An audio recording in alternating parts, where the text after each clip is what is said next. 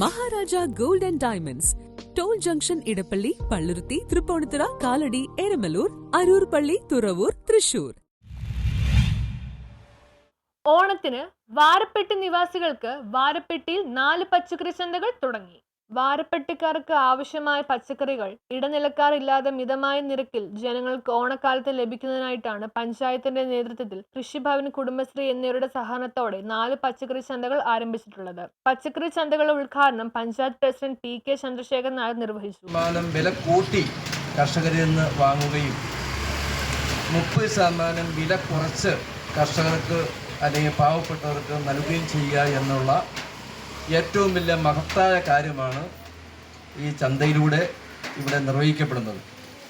ഓണമെല്ലാം ഭംഗിയായി ആഘോഷിക്കുന്നതിന് വേണ്ടി സംസ്ഥാന ഗവൺമെൻറ്റും കൃഷി ഡിപ്പാർട്ട്മെൻറ്റും അതോടൊപ്പം തന്നെ ഗ്രാമപഞ്ചായത്തും ഒരുമിച്ച് കൈകോർത്തുകൊണ്ട് എല്ലാവർക്കും നല്ല ഒരു ഓണം കൂടുന്നതിന് വേണ്ടിയുള്ള എല്ലാ ഒരുക്കങ്ങളും ഗ്രാമപഞ്ചായത്ത് ചെയ്തിട്ടുണ്ട്. എല്ലാവരുടെയും സഹകരണം അതിനകത്ത് ഗവൺമെൻറ്റും കൃഷി വകുപ്പും തദ്ദേശ വകുപ്പും ഗ്രാമപഞ്ചായത്തുമെല്ലാം ഒരുമിച്ച് ചേർന്നുകൊണ്ടാണ് ഈ പ്രവർത്തനം മുന്നോട്ട് പോകുന്നത്.